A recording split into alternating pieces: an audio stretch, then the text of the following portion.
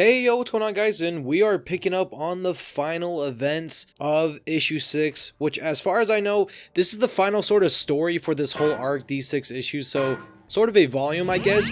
Anyways, this picks up literally right after the events of issue 5, and we have Sparky here who, from the last issue and even before that, he's been having these sort of flashbacks of Jimmy, and once this flashback happens, you have Jimmy say, "Don't worry Dad, nothing is going to happen," and right when we see the shuttle explode, boom. With a snap of a fingers, Sparky is brought back into reality, and it's just the Autobots scrambling to safety as Devastator is just raining down. And I do just want to say here, if you aren't familiar with Devastator, he's just 6 Decepticons are here, Constructicons merge into a bigger robot. That's, you know, how usually combiners work. And considering how big regular Transformers are to us, the way it's shown here for Devastator, he is tall building size, almost skyscraper size, so that is massive. And you have the Autobots trying to race to the entrance of the Ark, and we see Cliffjumper and Carly catch up with them, and they enter the scene, and Carly tells Cliff to stop, and honestly, I'm glad she did, because the way Cliffjumper is portrayed in media now for Transformers is he just dies for the sake of it. Like, he'll show up and he just dies just like that, and it's become a meme now. And I know without a doubt, if Cliffjumper and his size and not really having the firepower, he would just die just, you know, like that to Devastator. Like, it really wouldn't be anything. Like, he would just die. And Carly basically tells him that we should just go around and see if we can go from, you know, top of the ship or the side of the ship and go inside and help them from there and be smart, which is good. And so we shift back to Optimus's POV, and they are getting really close here to the Ark and, you know, close to closing the door. And Devastator and Decepticons keep piling it on. Right as they're about to fully go inside, Optimus grabs Sparky and kind of puts him aside from danger, only for Optimus to get yoinked by Devastator, which what's really cool here is it just does not matter, dude, if you are a Prime or not. When Devastator has you like this, you either need to have firepower or be ready and confident, and Optimus was neither of these here. He was completely caught off guard, so Devastator whacks him across the floor. Also kind of funny how Starscream gets hit and goes flying. But Optimus takes a serious beating, and a lethal one at that. And the Goat and the others start to counterfire at Devastator, which gives them an opening to go in and drag Optimus and get in the Ark and close the door.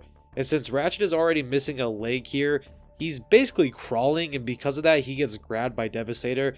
And honestly, I thought here, well, Ratchet is dead. No. Jazz, being the big brain that he is, he ends up closing the door in time, but the door does end up chopping off Ratchet's other leg. So you now have the Autobots locked inside of the Ark, away from danger, for now, and you have Devastator kind of like throwing a fit, you know, pounding at the front door and stuff, and Soundwave points out to, hey, go and stomp on the other side, that way we don't have to deal with all the rock, and you'll just be stomping at the Ark, and that's how they'll break in. And they were already on borrowed time here, with Devastator pounding, and now going to the side of the Ark, making it easy. Their time is basically cut in half here. We go back to Cliffjumper's POV with Carly as they make it up to the top ledge area of the Ark, and they are followed by Starscream, and you have Carly say, "You killed my dad," and Starscream laughs and then just says, "Wait, what is dad?" Which is just, it's hilarious here, like whether you hate him or not, it's funny because this is what happened with issue 2 when Optimus says, "What is mom?" And then you have Starship say, "Well, alright then, kill dad. Kill Red Boy here, and then I kill you," which is just funny. Like, Starship thinks Carly's name is Kill Dad. It's like when Doctor Strange, when Caecilius was confused with Doctor Strange's name, and then goes on to call him Doctor. Which is, it's hilarious, man. It is funny. But we see Cliffjumper start shooting at Starship. Then we shift back to Optimus and the others. And Optimus is not doing too well, and Devastator starts to, I mean, he's basically jumping up and down to break into the Ark, you know, just causing multiple earthquakes. This whole scene here is Optimus basically dying and apologizing for leading them to the Earth and away from Cybertron, and that Jetfire was right. And this whole scene, and I mean, comic book, and honestly, this whole series so far has just been riddled with G1 references, and this one so far has been riddled with a lot of 86 movie references, as you have RC say, you know, "Optimus, you can't die," and, you know, Optimus being up on like the little like table thing. It's just a huge 86 movie callback, and the callbacks keep going as Optimus drops the Matrix and says, "One of you must take it." And instead of like it being the 86 movie where he kind of passes it on to, you know, someone else, he just kind of drops it saying, "You must take it. Somebody here take it." And right here, some people might start to get lost here. So let me try and like hold you guys here because I'm confused as well, even, you know, rereading this. We have Sparky looking at the Matrix and says, if only there was a way, and Sparky goes on to say, my men, Jimmy, Spike. Whenever something bad happened to them, I'd always think if only I could have taken their place. If only it was me instead of them. And then says, maybe now this is my chance. And he tells Optimus, I know you're going to care for this world like I care for my boys. Watch over them for me. And when Spike wakes, tell my son I'm proud of him. And what you essentially have here is Sparky sacrificing himself, and he walks into the Matrix. And when that happens, Optimus gets completely restored to 100% power. Now, I know what you're saying. What the hell just happened? What did you just say? What did I just read? Honestly, I have no clue either. I mean, the Matrix has always kind of had mystic properties to a certain extent. Yes. And is this used 100% as a plot point for the story? Oh, absolutely, dude. I mean, but, you know, it's just a plot point here. It really is. And so Optimus is back at full power, and he says, you will not be forgotten, Sparky, and I promise I will protect your son and the Earth. And right when Devastator breaks in, Optimus literally rips off one of Devastator's fingers. And like I said before, unless you are 100% confident and have the firepower, you can take down a Combiner.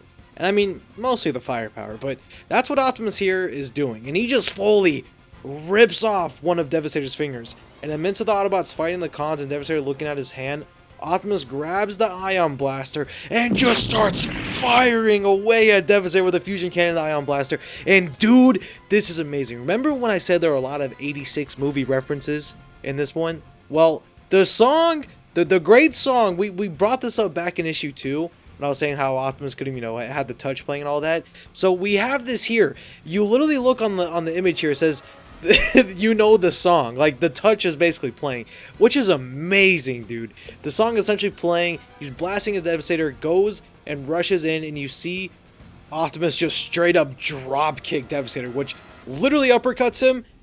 And this whole page here is amazing, man. I love this stuff right here. This type of action, this type of sequence, inject this into my veins. It is amazing. So we shift back to Cliffjumper and Carly, and once again, right when it seems like Cliffjumper is about to die, and Starscream is mocking him, saying how it was a pleasure killing his whole clan, Carly shoots at Starscream in the chest, and again, very interesting moment here with the writing, as Cliffjumper now has the upper hand in this fight.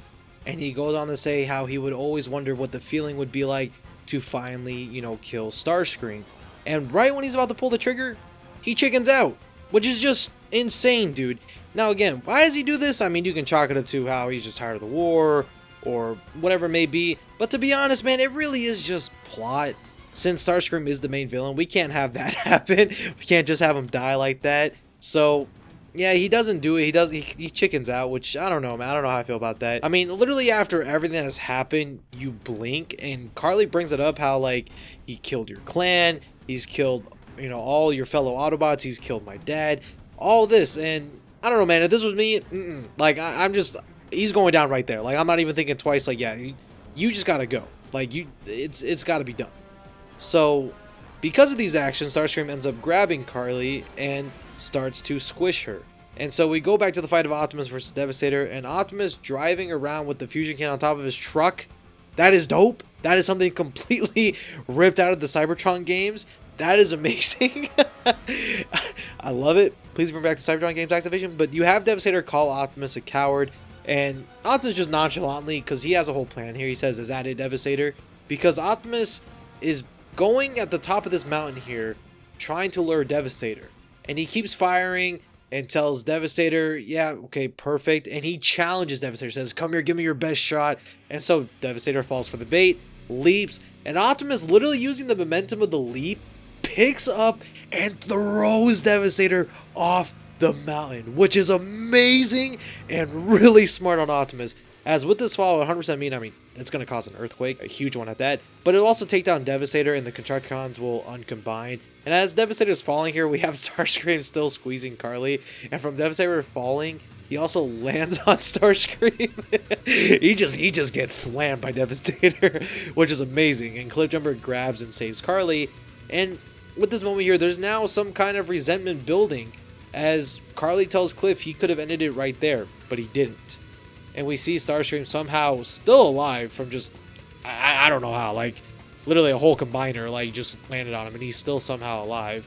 And this is where the fight kind of just finishes up here, as the Constructicons pick up Starscream and all the Decepticons start to retreat, and we see Soundwave start to go, and Optimus tells him that let us be done with this, and tries to basically say like, let's try and save our planet together, man. Like let's have like a truce. And like we know Soundwave wasn't going to actually side with Optimus or the Autobots here, as he throws a punch and Optimus easily blocks it and says one of the most coldest lines ever. Make no mistake, Soundwave. I desire peace, but I am no fool. And we see Thundercracker swoop Soundwave up, and all the cons completely start to retreat from this fight. Optimus says until next time. And at the bottom of the last page here, we see Spike wake up and write, where is my dad? And that's where this first arc ends, and I mean, yeah, that's where it kind of ends. And I gotta be honest here, man, I think the first 5 issues were amazing, especially when it came to pacing. But this one kind of seemed weird with the pacing. It seemed like, really fast for what it was. I mean, this whole fighting sequence was amazing, but it did feel a little too fast. I feel like this needed one more issue to cover and wrap everything up than what we got here, because this whole fighting sequence, like, this is at least 2 like issues, because you have all the Decepticons and you have Devastator on top of that. Like, it just seemed like it went by a little too fast and easy. So I don't know, especially with some of the plot points here with Sparkplug essentially sacrificing himself and going into the Matrix. I don't know if we've ever seen anything like that before in TF media. So yeah, I don't know. And then with Cliffjumper basically, not pulling the trigger. I mean, that's for the sake of plot. You can chalk that up for plot 100%. But I mean, also too, the whole spark plug is also plot as well. But that's just kind of a weird way of going about it. But that is where this kind of first volume wraps up. I think Daniel Warren Johnson did a great job, but I do think he needed one more issue to wrap this whole up. But we are going to look forward to the next volume here. If I were to rate this whole first arc, this whole comic series so far of the Energon universe, it's getting a solid 8.5 out of 10. This is great. I can't wait to see what gets built upon this and see what's new with the second volume. And we are definitely going to be checking that out, as we are now officially caught up, and we might start covering Void Rivals finally. I know I said we would cover that, and we've been just so focused on the Energon universe, and I mean rightfully so, because it's still really good. Despite some of the issues here with this with issue 6, it's still really good. But I would love to know your guys' thoughts. Did you guys think, this whole first arc was good? Did you guys think it was, some parts it was good, not so bad? Let me know. Leave a comment down below. Catch up if you haven't seen the other parts that's already in the playlist. And yeah, I can't wait to see what's new with the second volume, and I'll catch you guys in the next one, all right? Take care.